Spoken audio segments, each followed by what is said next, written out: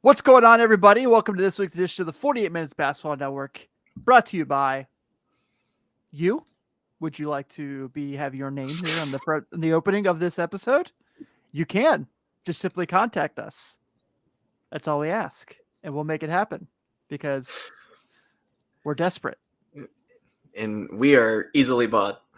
Very easily bought. Very easily bought. I used to not root for the Golden State Warriors. A scout gave me a free pullover. Now I'm all in. Dub Nation.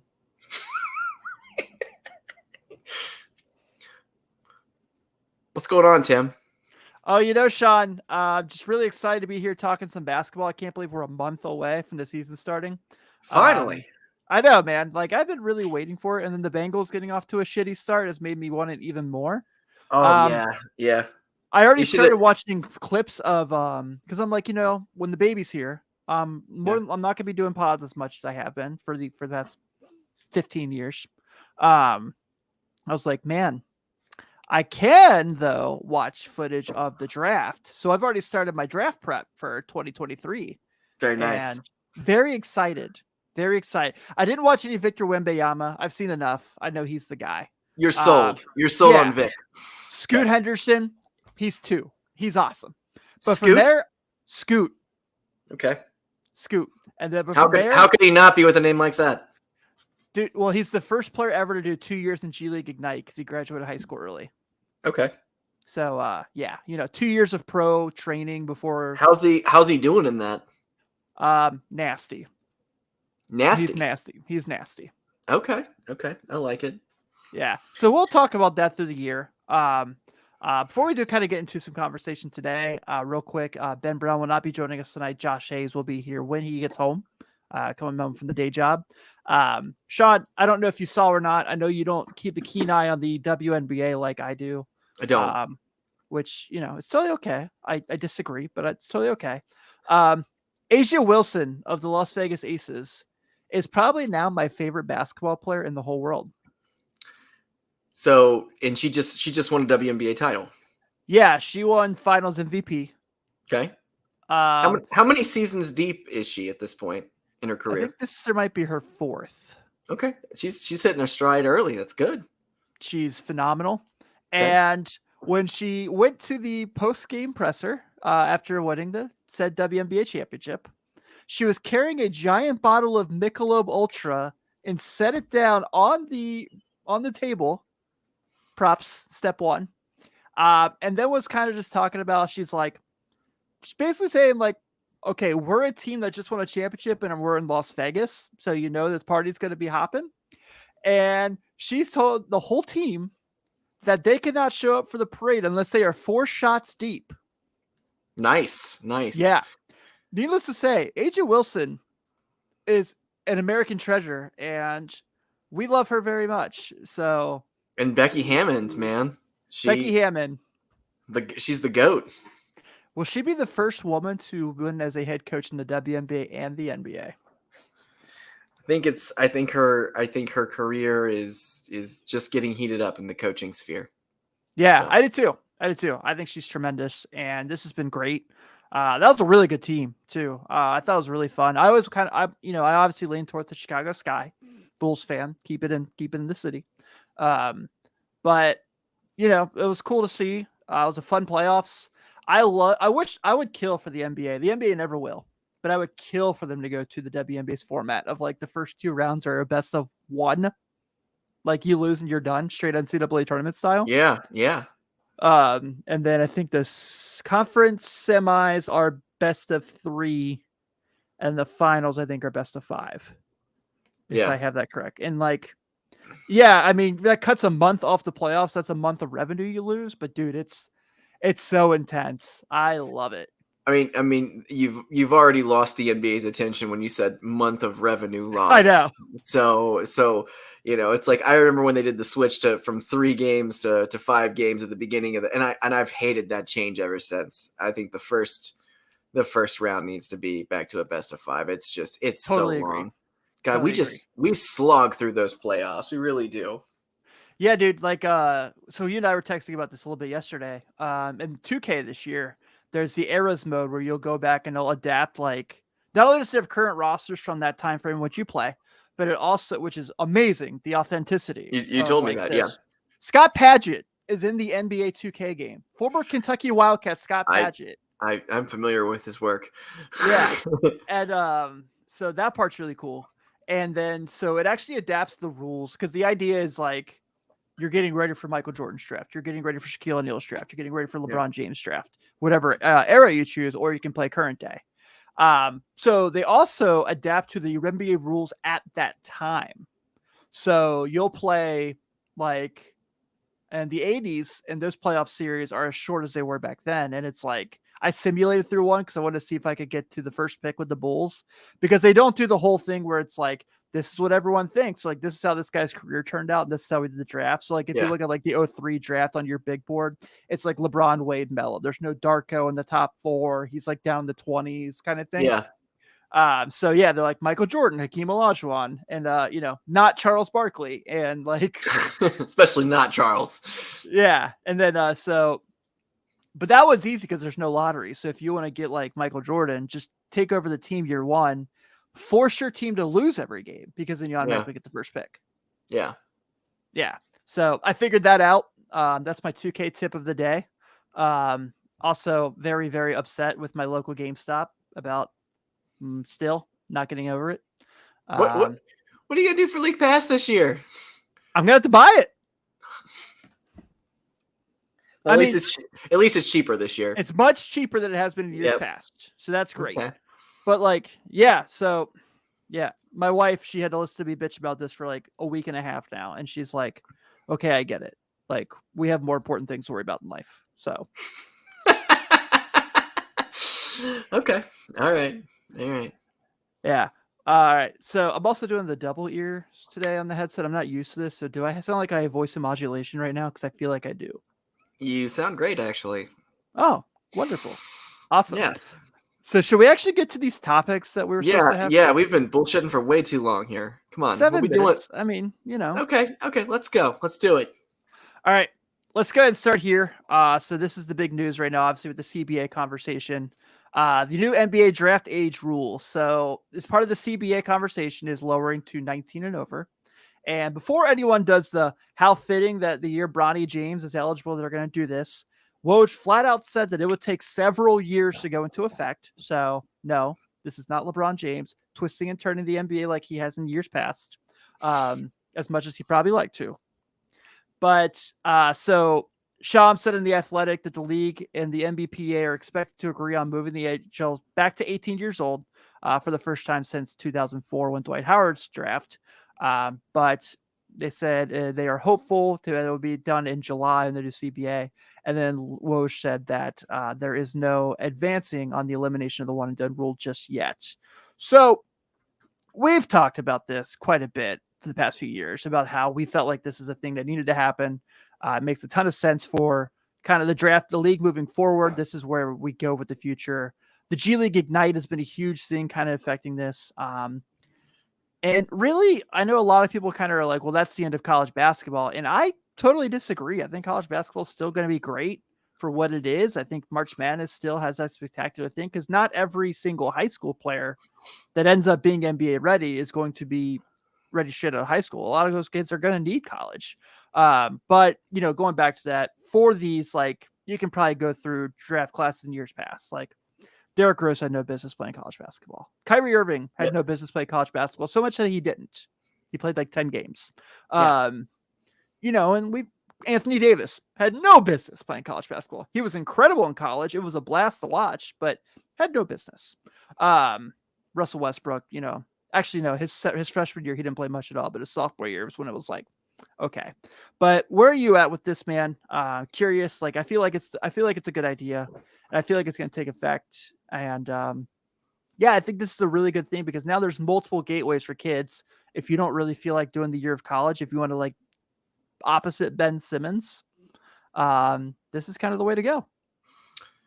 Yeah. I mean, you look back, like you said, with all those players that you mentioned, there were so many players over the last 15 years that we're ready. We're NBA ready immediately. It was evident.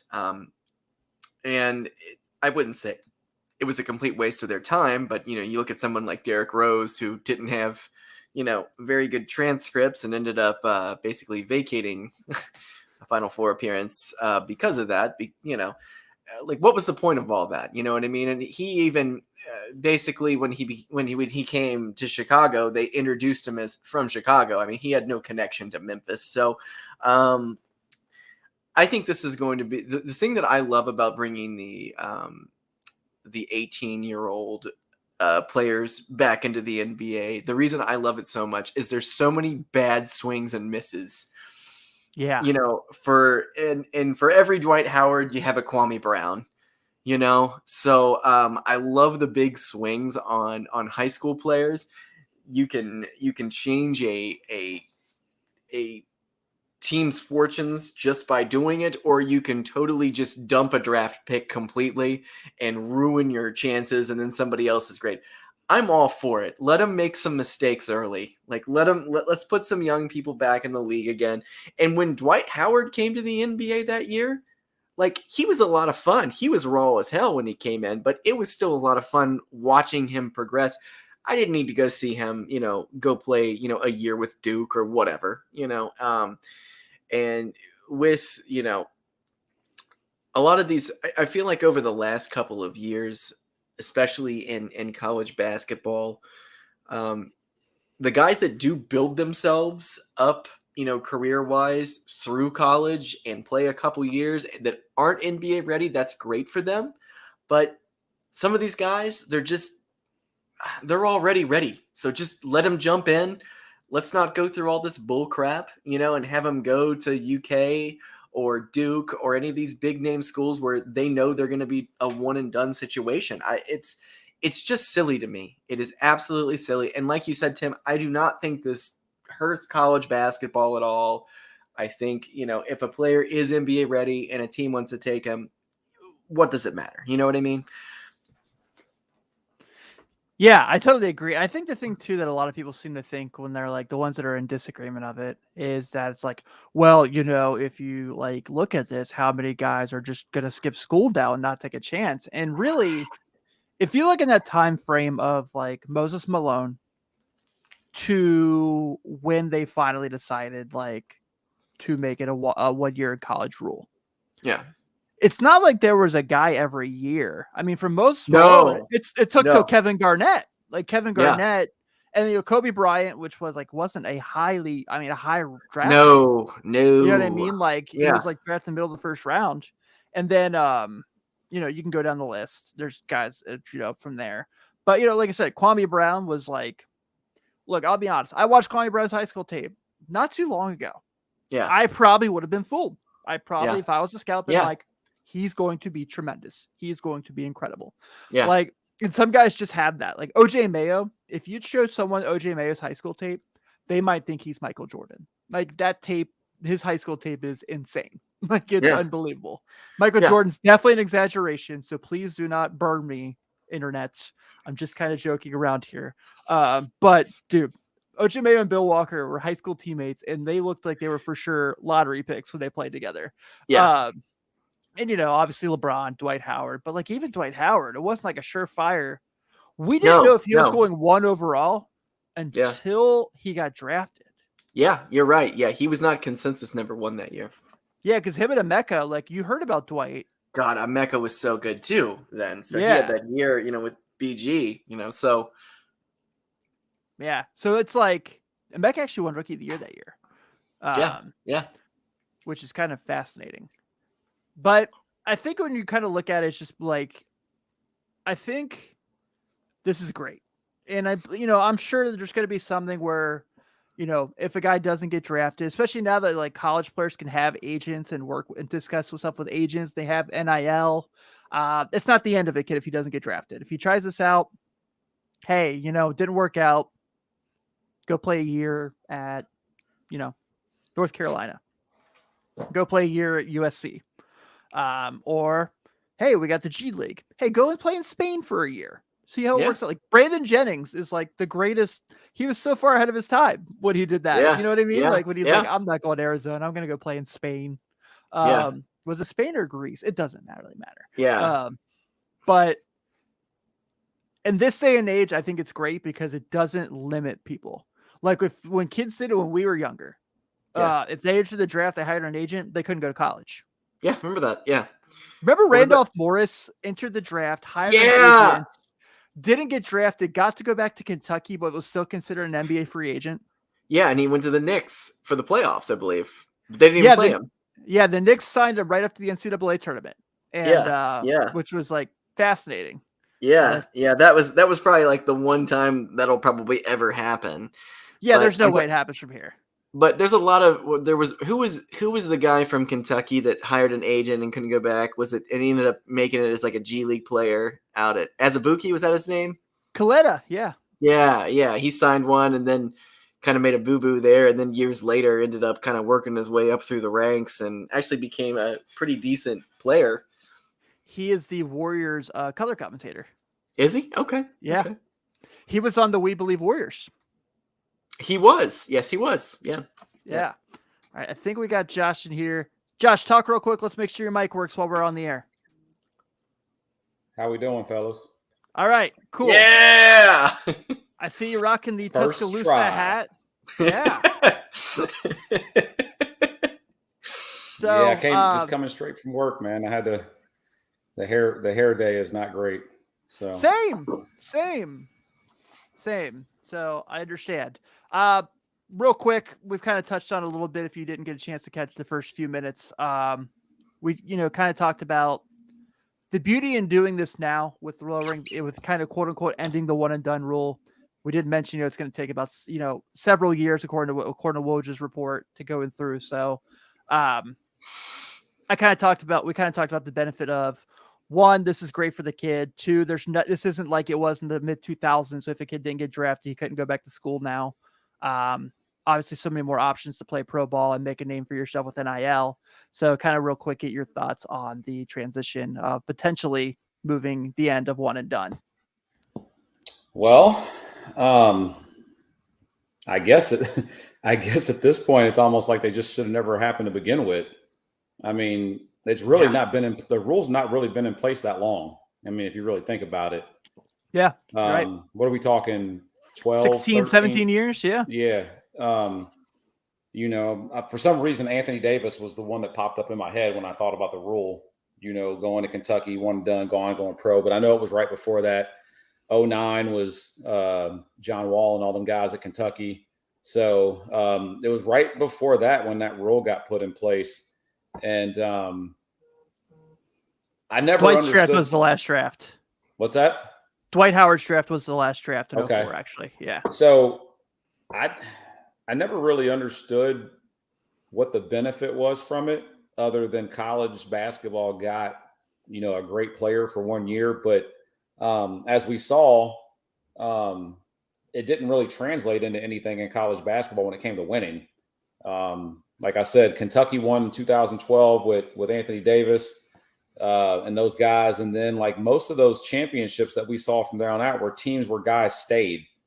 Yeah. So, I started to think about maybe they should have taken the football approach and say, well, if we're going to keep you in school, you got to stay for X amount of years, or you got to stay until you're this age, versus, hey, come to college for 1 year and be gone. Because I kind of think it hurt the game of basketball a little bit on the college level. And you were also getting kids that originally was coming into the league and they weren't ready. So, you had this lull of, guys taking, 3, 4, and 5 years before they finally started catching their stride. And then they finally picked it up and they're like, okay, we're going to use the G League to kind of use these guys to give them some developmental time and peace. And now we're starting to see some of these guys come out of the G League and be dominant when they get pulled up, almost kind of like a minor league thing. So I hope what it does is it does that, where they pull guys over, they keep them in the G League until they're ready, and then they pull them up when necessary, as opposed to getting them up onto the roster, not be ready, put them back down, pull them up, put them down, pull them up, pull them down, and not have to make them waste that extra year in college. So either they go to college and stay, or they just get drafted right out of high school. Yeah, the conversation I kind of was saying was more like the idea of it's still super rare, even when the rule is in effect. So like you kind of talked about And we'll move to the next topic after this part. I just want to make sure I got your 2 cents in. By the way, Sean, talking about guys who had no business playing college basketball earlier. Carmelo Anthony, no need. Another one. Absolutely not. No Yeah. need. I mean, won a national title, was like the best college shooter, I think, maybe ever. Kevin Durant obviously had no business, but Kevin Durant didn't win the title. Just made me think. Yeah. Josh mentioning Anthony Davis made me think about that. Yeah. So yeah, I think I see your points, and what you're saying makes a lot of sense. And what kind of further that what I was saying is like I feel like we've moved with that. I feel like this isn't the end of the player anymore. He doesn't get drafted. He goes to the G League. He can go to college now because you can have an agent. You can go play in Spain, or you can play it in FIBA or Euroball, which so there's so many other options. And so I'm excited to see how this conversation goes. I'm curious when it goes into effect. Because it doesn't really matter this year who's coming out because Victor Wembanyama is going number 1 overall. So let's just, as long as he is healthy, looking at you, Chet Holmgren, in June, Victor Wembanyama will go number 1 overall. How many guys per year do you think are going to be in that echelon of we're going to draft you anyway? Is there a person per year? Like, think about it. So this is the conversation we had right before you came on. From Moses Malone, it was 15 years until Kevin Garnett. And then from Kevin Garnett, Kobe Bryant, 96. And then 98, I think there was a couple guys, not many. I mean, we don't remember them off the top of our head right now, if that tells you anything. Yeah. Then you go to Amari Stoudemire in 02. You go to LeBron in 03. You go to Dwight in 04 and J.R. Smith in 04. And like, other than that, it's like, so it's a very, very rare occurrence. It's not like, this is going to happen all the time. So we can agree that Zion would have been an NBA lock. Oh, absolutely. Easy. Yeah. And then somebody like Ja Morant would have not have been an NBA lock. Ja Morant wasn't even in his top 300 of his recruiting class. So like, yeah I totally think that's fair. But like, there definitely could have been situations like that. Like Derek Favors was the number 1 high school player for a long time in his recruiting class. And some people think he's not even ready to play in the NBA now. You know what I mean? So it's like, I like him. I'm joking on him. I'm just messing. He's a really good player. But yeah, I don't think it's going to be a per year thing like you're asking, Josh. I think it's going to be a very, very special talent who can make it happen. So I'm just sitting here thinking, like, even the last draft, I was thinking here like Cade Cunningham and Jalen Green and Chet Holmgren and, these guys that came out the last couple of years. And I'm like, would any of those guys been a lock for an NBA draft pick coming right out of high school? And I was like, well, that's a good question. Maybe I think Cade, because Cade was the number 1 rated player in the country in high school. So I think Cade would have definitely gotten like a combine invite and would have for sure been a lottery pick. But I think that year at Oklahoma State did so much for him, especially because they were facing potentially not playing in the tournament. So he got a chance to play in a high stakes situation. So yeah, I think that's Evan Mobley. Really, really think he definitely could have gotten a lottery pick as a high school player, which we'll talk about him a little later in the show, obviously. When we get to NBA rank, but yeah, it's going to be a special thing, man. If there's a kid that can do it, I can't wait to see who it is. So let's go to a conversation that Josh specifically mentioned he wanted to get to today. We've done a really good job this offseason and not really mentioning the Lakers much. And I was really liking it, guys. I was really liking it. Yeah. And then Pat Bev gets traded there. So we touched on that on the 2K episode. And then this past Friday, while we are out to dinner in our yearly team meeting, getting ready for the season for college basketball, Dennis Schroeder goes back to the Lakers for $82 million less. So way to go. He bet on him. He bet on himself, man. And lost. Woo, right. What a whiff. Yeah, man. So if you recall, when we did our Western Conference over-unders, a lot of us took the under just because of the worry of if 2 guys so happen to get injured, those being LeBron and Anthony Davis, if those guys miss, some time, this team's in trouble. And I'm looking now, and I'm not going to go ahead and say that I don't like the Dennis Schroeder signing. I don't think it's a bad signing. I think for the money you got him, to improve your perimeter defense. You can put him and Pat Bev now to put on your perimeter defense. Are they going to beat Steph and Clay? No, but they're going to give a lot of teams fits with those two guys playing defense. And also, you now have that option now where you don't have to play Russell Westbrook 37 minutes. But when you look at this roster, which if you're watching along, thanks for tuning in. But if you're not, we put it up, the graphic up here. So Kendrick Nunn's expected to be back this year. Max Christie, who they drafted. Lonnie Walker's there. Other than LeBron James and Troy Brown, who, guys, we're Bulls fans. Let's be honest. We got plenty of Troy Brown last year. Who is going to guard wings on this team? It's not going to be Lonnie Walker. It's not going to be, Juan Toscano Anderson potentially could. Pat Bev has been known to guard guys bigger than him for sure. But, I really think that they're pretty deep guard-wise. We can say what we want about what Westbrook has been, but I really do like their guard depth. And center, I don't really think they're bad off at the first two. I think Damian Jones and Thomas Bryant are significantly better than what they had last year. Absolutely. But Jay Huff as your third center is a little frightening. I guess that'd be Anthony Davis. Would he be the backup center? Absolutely, he will. Yeah, he's not going to want to be, but he is. Yeah, so this is I can literally see this going either way because I listened to Zach Lowe talk about this today on the Low Post. And what he said to me made a ton of sense. If LeBron and Anthony Davis each get 64, 66 games in, they're probably in the top 4 because they're just that good.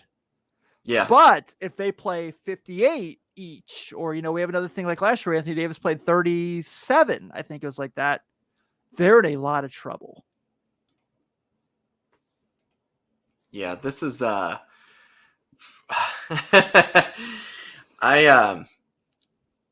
fear for this team if we have another Anthony Davis injury this year. I think he is so detrimental to this team's success at this point. And not that LeBron hasn't been phenomenal since he got there. He's been great.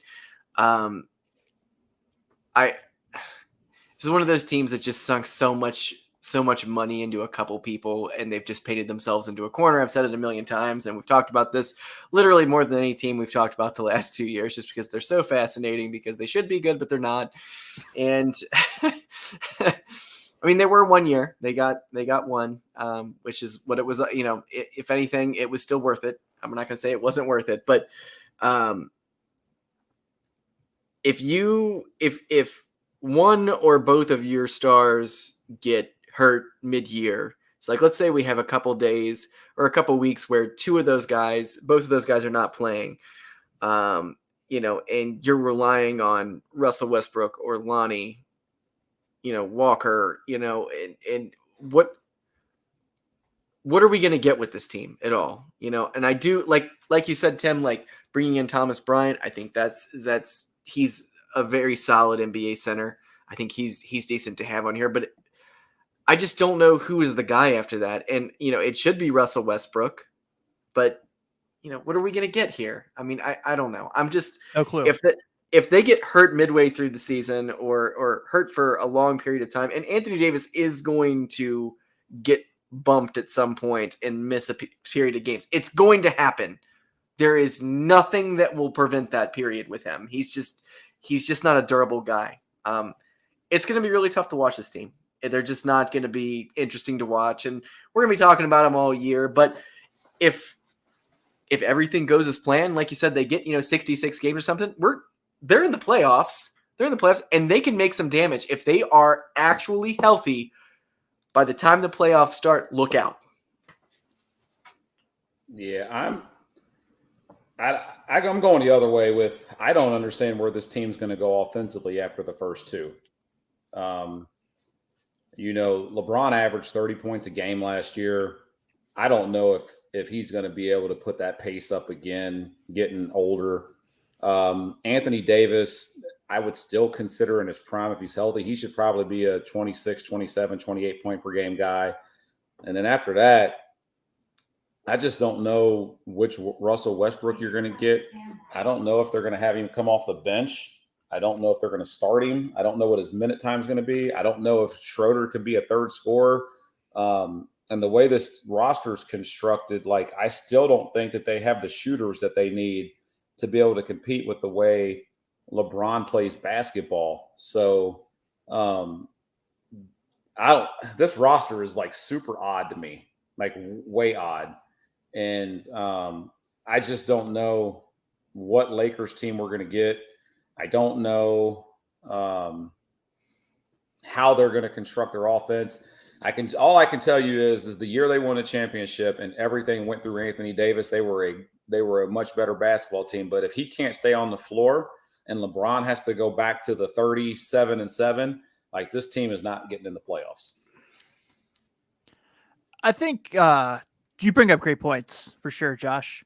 You talk about, 2020 when, I know everyone wants to be like, well, they won it in a bubble. Like, yeah, being secluded and being at Disney World, not be able to go into the parks is not easy.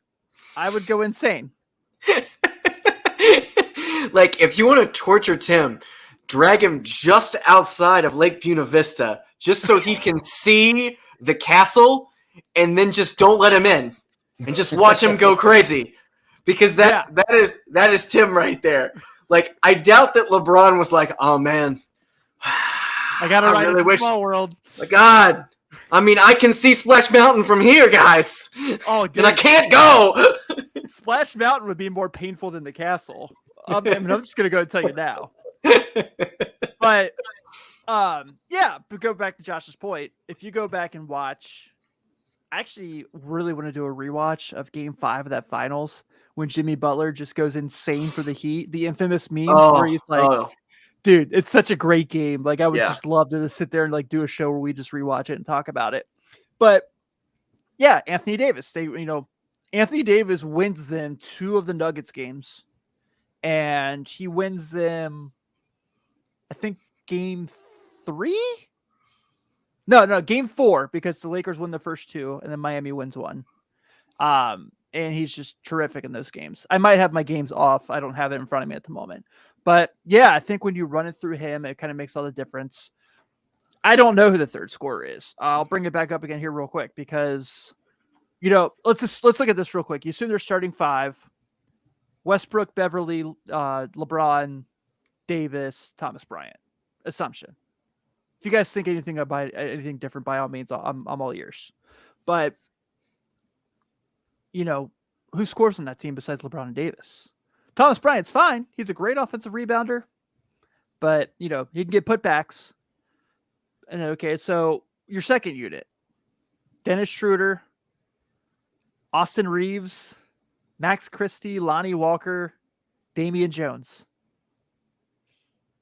Not exactly screaming confidence there either. So it's just kind of a really unique dynamic. What do they get from Kendrick Nunn?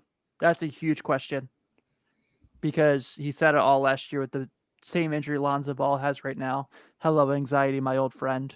And so it's just really, really kind of a weird dynamic. Here's the other thing too. So let's just look at the Western Conference right now. We'll play the exercise of where do you put the Lakers in? Like, where do we stop with a team that they're better than? Okay. Golden State, Clippers, Nuggets. We know they're not better than them. Don't even stand a chance in a 4-game, and there's a best of 7. Phoenix, Memphis, Minnesota, Dallas. So they're already at the 8 spot. Right. Yep. So, again, this goes back to if LeBron and Davis are healthy and they make some noise, they can fight with all those teams. Are they better than Portland? Yes, absolutely. Everyone's better than Portland. Are they better than Sacramento? Yes. It's a lot closer than it has been in years past, but I will give the edge to LeBron and Anthony Davis. But it's close. It's definitely close now. I don't think people really understand how good the Kings could be. They could. They have the talent right now. Yeah, dude. Did you guys know that De'Aaron Fox was the second best offensive player in the league in the second post All-Star break last year? I buy that. Yeah, he was awesome. Are they better than the Pelicans? No, you're right, Josh. They're not. So now you put them at 9. So play in right now. Mm-hmm. Oklahoma City, Houston. Yeah. Utah, they're better than them, obviously. So they're going to get it. So they could be in a playing game with a chance to get in the playoffs. Here's what I just say: if Anthony Davis and LeBron James are healthy, they're completely healthy, and you give them a 7-game series, when healthy, I'd say that they could compete in any given 7-game series in the West because Totally of just agree. those two guys alone. Yeah, I totally But agree. Anthony Davis tweaks an ankle, or he pulls LeBron's a groin acts up or- again. Yeah. Yeah, done. They're done. Like it's not even close. Yeah. I found it really interesting that Darvin Ham flat out came out and said, like, if I have to play Russell Westbrook off the bench, I will, because I think as a 6th man, just like Russell come off the bench and just get to the rim, he would be outstanding. I think he would just be tremendous at that role. That brings us to our next topic of conversation. LeBron James, folks. Here he is. LeBron finally leaned into it. Now, Joshua, as our gatekeeper of the 1990s of the NBA on this show, great men who scored a lot of points in basketball were bald. And it just so happens this is the year that he, being Mr. LeBron James, could potentially, highly likely, break the all-time scoring record. So do you feel like he did this because he knew that all the top scorers in league history, besides Karl Malone, were bald men? Malone even went bald. Yeah, he went bald. You're Yeah. right. Karl Lakers, Malone man. don't know. Yeah, Karl Yeah. Malone Kobe, don't know. Mike, Kareem, all bald. Yep. So like LeBron just had to follow ship, man. He figured if he's breaking, why not break it? Kobe- break the record. Watch him break the record on a sky hook. Kobe That'd be didn't need to go incredible. bald though. No, he didn't. Like Kobe actually was had good incredible. hair. Well, I mean, he always had good hair though. Like regardless, he just decided to go short for a while. So Yeah, the fro is incredible. it was great. Yeah, It was. we got some GOAT comments here in the building from Made It by Chris, our guy. What's up, buddy? How are you? Good to see you. I like it. I'm in for it. I appreciate the laughter. I appreciate the goods behind it. And then, Josh, I know you are someone like me who'll appreciate this. He might be releasing his best sneaker in his 20th shoe. It's a good looking shoe. I actually argued with my kids. I was like, I am not a fan of LeBron shoes, and for some reason, this shoe came out, and I'm like, oh, I might wear that. I might get a pair. Yeah. Like those look nice. Yeah. Yeah, he said Brody and Bryce were the ones that kind of designed most of them. So I guess like that's what they were playing in EYBL this year. How that, man, that you let your kids have some insight on your shoe. Yeah. How cool is that? Yeah. Well, I guess Marcus owns Trophy Room, so I guess he gets to kind of do his thing with the Jordan special editions that they do every year. But have you? I will say this is the first LeBron shoe that I felt like it didn't look or feel like it was some army boot that somebody was wearing. It was like super heavy. It looks like a comfortable, lightweight basketball shoe. Yeah. I've got a few. So I have the 15s, which was do you remember he was doing the Nike ID ones where like he would wear a shoe on the court and then they would drop on sneakers real quick? Mm-hmm. I got the Griffies from that series, and they're like one of my favorite shoes. They just look awesome, but they are definitely heavy. I've got the Sprite 7s. Those are like my all-time favorite LeBron shoe. So I dig those. Before we get into something, so Josh, I know you said earlier that you were the first to rub the salt in my wound that you got the championship edition. Have you still not opened it? Did you get a second copy? Did not. I did not get a second copy. That was a hot commodity for about 4 hours. Gosh, heartbroken. If only someone could have waited. Yeah, if only I was told I could have waited. They were like, I'm sorry, Tim. Like, they're never going to have more copies of this ever. And you were like, yeah, you're probably right. The It was dude just like, the dude I was can't. like, we might not get it for 3 weeks, and I was like, what? 3 weeks. 3 weeks. That's Yeah, and then they got and then they got it later that afternoon. Yeah, and you guys were all texting me like, look what I got. And I'm like, ah, I walked into GameStop with what you were telling me. I was like, and I was reading on like Reddit. I was like, I'm definitely not getting this game. And I walked in there and I was like, so you wouldn't by any chance have my copy of that, would you? And they're like, what's your name? Because we got a couple copies. And I was like, Sean. And they're like, yeah, we have yours. We only got 3 of them. And I'm like, and it was like 5:30 in the afternoon. And I was like, okay, I felt like I just won the lottery. I'm sorry, I had to just say that. No, it's fine. It's a ridiculous story because like I was fully believing that I think what happened to you was dumb. It was very dumb. Absolutely. And Tim, I just want to let you know that I've still been online looking for you to try to find a copy. It's just that now the prices went up to about $300. Yeah. Are they still that much? Yeah. Really? If you're gonna spend $300 on me, please do it for like a bassinet or an extra car seat or Absolutely. Yeah. Oh man. We put that registry together and I was frightened how much money we're gonna be spending. So I did kind of want to touch real quick on the game. I know we always do a review episode. We did the preview last time, but so I played a little bit of the Jordan challenges.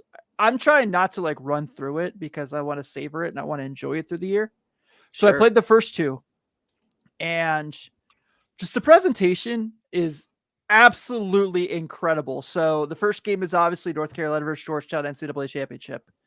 And also they're really challenging. Like they're really, really hard, which makes it really fun when you are successful. But it's also cool because it's not like they take like current 2K and you just play with those rosters. You like get on the court. There's no 3-point line. There's no shot clock. They have the big score graphic in the bottom of the right corner. And it looks just, and when you first get into the menu, it shows the Superdome. And then like when you see the starting lineups, it has their big like letters like you used to see on the old CBS broadcasts. It's just awesome. And then Mike Fratello being on commentary to talk about, we know Michael Jordan and Patrick Ewing. These are guys that are probably going to be high draft picks and stuff like that. It's just super deep. And it's just awesome, man. I was so impressed. And then I played the second one. I haven't played it after that yet, where you do the college all-stars against the Team USA for the 84 Olympics against the college all-stars. Unfortunately, Bobby Knight is not in the game to be the coach. But that's another story. So that's really cool too, because it's like you're playing in the Hoosier Dome. If you remember, that's what they used to call it in Indianapolis. And the crowd's very far behind the court, because it wasn't made for basketball. And I don't know where Sean went, but also just really cool dynamic, really cool graphics, and just really cool, like this presentation. I was blown away, just unbelievably blown away. I loved everything about it. I was blown away just from the trailer of the commercial when it was showing the Jordan stuff on it. And I was just like, man, yeah, the detail of what he looks like. And one of my kids is super mad at me right now because I won't open the game. And he was like, you could have just gave me the code, Dad. And I was like, no, man, I'm not going to open it. Like if anything, I'll try to find a cheaper version of it, and if I want to mess with it, I'll play with that. Or if he ends up buying it and getting the Jordan edition one, like he can play all the Jordan stuff and I'll go mess with his. But I thought it was a cool collector's item. With me being a big fan of MJ, with it being the year 2023, I just thought that was really cool that that's what they decided to do with the cover of the game. I agree, man. It's a lot of fun. And I was telling Sean before you got on here. So I'm playing like through the Eras mode, which is like you can play the franchise with those current rosters. And I am full on trying to go like tanking in the 84 draft so I can get Jordan with the first pick. And you could do force wins where you can like decide like without playing the game who wins and who loses. So I'm going straight 0-82 because there's no lottery at that time. So I could just go ahead and draft them. And I'm like, this is fun. I really like this. Absolutely. Yeah. Well, I guess Sean got kicked. He hasn't gotten back on just yet. So while we're waiting for him to come on, let's kind of go through this real quick because ESPN is doing their rank NBAs right now for the year. They've released 100 through 26. So top 25, I believe, are coming out next week. And noticed Anthony Edwards was not in 100 through 26. So he's going to be in the top 25. That is kind of where I'm with that too. And Yeah. it's crazy. I know sometimes this stuff plays into it, but I was kind of hoping it wasn't, and that was just a pure basketball decision. I know he's in a little off the court dumpster fire right now, with some things that had happened over the past couple weeks. And but yeah, man, I was kind of looking at the rankings, and I was with you. Like it stopped at 25, and I was like, I wonder how these guys are going to be ranked when that top 25 comes up. Yeah, I'm really curious. So I took a couple screenshots. This is my amazing editing work, as you can see here. Some of the highlights. So Evan Mobley, my guy, at 36. Cade Cunningham at 35. Both above Scotty Barnes. Scotty Barnes was like 41, I think. Kyrie Irving at 33. Last year he was in the top 20. And then our Bulls dynamic duo of Zach LaVine, DeMar DeRozan, back-to-back 27 and 28, right under Drew Holiday at 26. Man. So then some other ones that really stood out, I want to make sure we mention. LaMelo Ball at 41, Zion Williamson at 40, Russell Westbrook at 65, Ben Simmons all the way down to 76. Well, you said you don't know what you're going to get from him. Yeah, I totally agree. I don't think it's an issue. I truthfully would not put him on because he hasn't played basketball in a long time. But I know that didn't stop because there's a lot. Jamal Murray's on the list somewhere. There's a few guys who sat out last year. Michael Porter Jr. is on the list, and obviously Zion's on the list. But yeah, there's some guys that are on the back half of this list. Oh God, I could be wrong, and it might just be my bias. I was looking like D'Angelo Russell's at 93, Christian Wood at 92, Anthony Simmons at 91, who's ascending as a basketball player. And then you got Mike Conley at 89. Now, I'm not saying that Mike Conley's not a phenomenal basketball player, but his career is about done. And these other guys seem like they're ascending. And sometimes I look at those rankings and I was like, I just don't understand how those guys are ranked so low.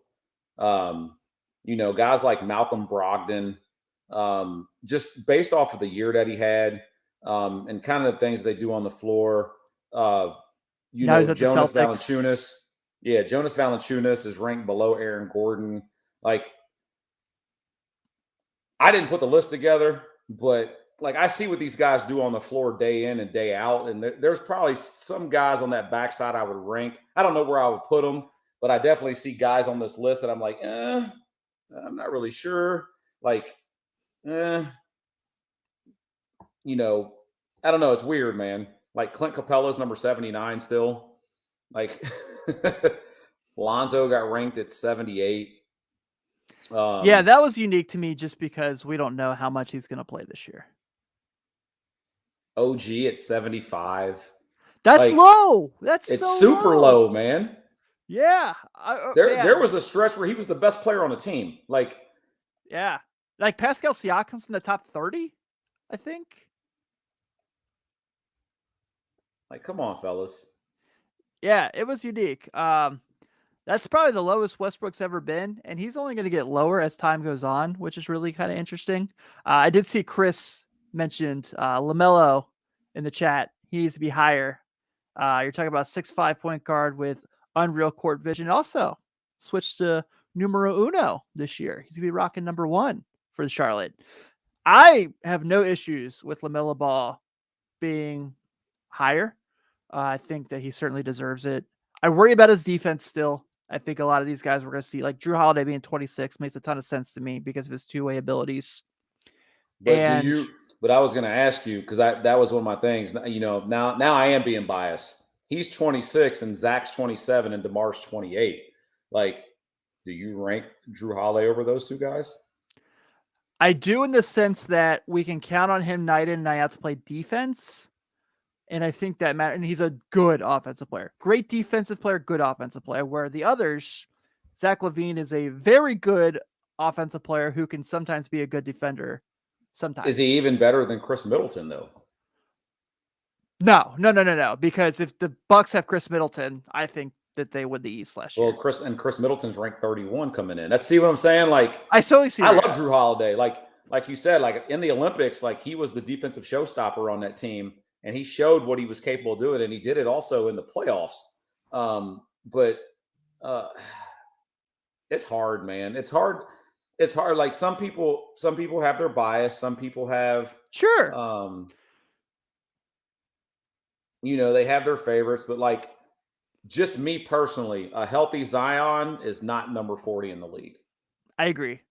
Yeah. So Chris asked about Trae Young. He has not been mentioned yet, so we assume he'll be in the 25 when that's released, which I believe they said is. Did it say it's next week? Yeah, it'll probably be next week. DeJounte Murray though was had a pretty high rating. I thought could also be higher. I just really like him. That could just be my bias. I just like everything about him. Yeah, he's just a really good two-way player. And I tell you what, though, I wouldn't argue this one. It's just cool to see is Andrew Wiggins ranked 32nd. 30, yeah, isn't that cool? Like I'm so happy for him. Dude, in the finals, in the whole playoffs, like he just ascended, and it wasn't the scoring; it was everything that he did, man. This what he did what the team needed for him to do to win. Whether it was scoring, play defense on the best guy. I mean, there was games where he had 15, 16 rebounds. I mean, he did it all. And he seems like he's happy, even though he doesn't really show any emotion. That was the first time I watched him play basketball, and I was like, that's the guy that got picked number 1, huh? That was him. My true bias that would be for me would be Darius Garland would be higher. I just think he's going to be elite pretty soon, especially now with having Mitchell and those guys. That Cleveland team is going to be so much fun to watch. I feel like they're and I was going to talk about this in an episode later on, and I'm sure we will as we're waiting for the season to go. So you know how last year Dallas made the conference finals, probably a little earlier than we thought. The year before that was Atlanta. And then, 2020 was Denver. I think that's where Cleveland could be this year. I think they could be an Eastern Conference Finals team. I think they could be that team that's like takes a step a year early and gets in there with, whether it's Boston or Philly or Miami. And I really think that they could go toe to toe with any of those teams. Yeah. So you got to remember they had a lot of injuries last year as well, too. Jared Allen was out for a long time. And I would like to see Mobley become a little more offensively Me too. minded. We know what he can do on defense, but they also have Jared Allen to play on defense. So, you got those two twin towers on the floor at the same time, both defensive minded. I think Mobley's got a lot more offensive game to him. And then you bring Garland and then you bring Mitchell on the floor. That's Karis, scary, man. And Karis LeVert. Yeah. That is scary. That's fun, man. You got a good coach too, in JB Bickerstaff. So I think, and I don't want to get into this. I do think with the small moves that were made this year, I really like what Philly did to upgrade their roster. I did too. I really did too. I think Tyrese Maxey is going to be incredible this year. I think it's his All-Star year. I think it's the year he makes the All-Star team. He has some flashes, man. Man, he's really good. He's really, really good. All right. Well, I think with that being said, I don't think Sean's computer's going to be coming back here in time for us to close out. But we're going to go ahead and wrap this up before we take too much time talking about everything under the sun. Thank you guys for all tuning in. We definitely appreciate it. Please, please, please, please, please, please, please, please, if you are here on the YouTube channel, 2 seconds, click that subscribe button, click that bell.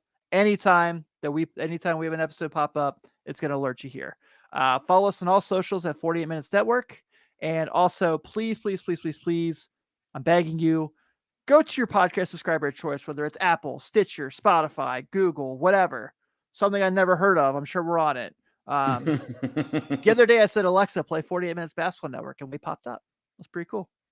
So just give us that 5-star review. It goes a long way in helping us beat the algorithm. And if you want to support the team, support the brand, 48minutesbasketballnetwork.birchmake.com. it's getting to be that season. See if you want to go out there and take your little fall jog in the morning, rocking your 48 minutes crew neck. That's the place to go. So thank you to Josh and to Sean for joining in. I can't wait to get Ben back as well. Take it easy, everyone. We will talk soon.